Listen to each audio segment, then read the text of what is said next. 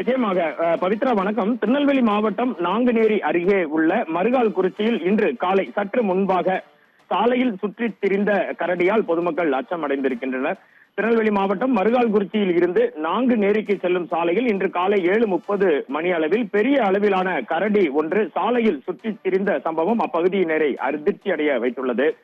Auto ஓட்டுநர் ஒருவருக்கு இது பரபரப்பு அனுபவமாகவும் அமைந்ததாக நம்மிடம் தெரிவித்தார். மருகால்குறிச்சியை சேர்ந்த ஆட்டோ ஓட்டுநர் கோமதி ராஜா தனது ஆட்டோவில் நாங்குநேரிக்கு சென்று கொண்டிருந்தார். அப்போது சாலையின் நடுவே கரடி ஒன்று ஓடிக்கொண்டிருப்பதை கண்டார். அவரது வாகனத்தின் முன்பாக ஓடிக்கொண்டிருந்த கரடியை பார்த்து அதிர்ச்சி அடைந்த கோமதி ராஜா கவனமாக தனது ஆட்டோவை மெதுவாக இயக்கி கரடியின் பின்னாலேயே சென்றார். தொடர்ந்து அந்த கரடி அருகில் இருந்த சிறிது தூரம் சில மீட்டர் தூரம் சாலையிலேயே ஓடி சென்ற கரடி பின்னர் அருகில் இருந்த வாழை தோப்புக்குள் சென்று மறைந்தது. இந்த சம்பவம் குறித்த வீடியோக்கள் தற்போது வெளியாகி மிகுந்த பரபரப்பை ஏற்படுத்தி உள்ளது. பவித்ரா, திருநெல்வேலி மாவட்டத்தில் பார்த்தீர்கள் என்றால் மேற்கு தொடர்ச்சி மலைப்பகுதியில் இருந்து ஊர்களுக்குள் தொடர்ந்து வரும் கரடிகளால் விவசாயிகள் மற்றும் பொதுமக்கள் அச்சமடைந்து இருக்கின்றனர்.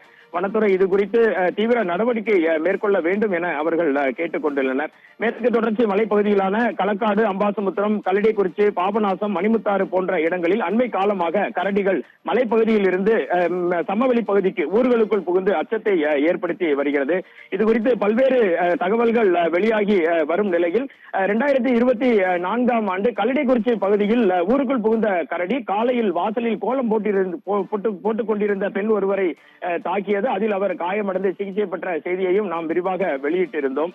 இந்த சம்பவம் திருநெல்வேலி மாவட்டத்தில் கரடிகள் பற்றிய அச்சத்தை மேலும் அதிகரிக்க செய்துள்ளது. பவித்ரா, வனத்துறையினர் விரைந்து நடவடிக்கை எடுத்து பொதுமக்களுக்கு பாதுகாப்பு வழங்க வேண்டும் என்ற கோரிக்கை எழுந்துள்ளது. பவித்ரா.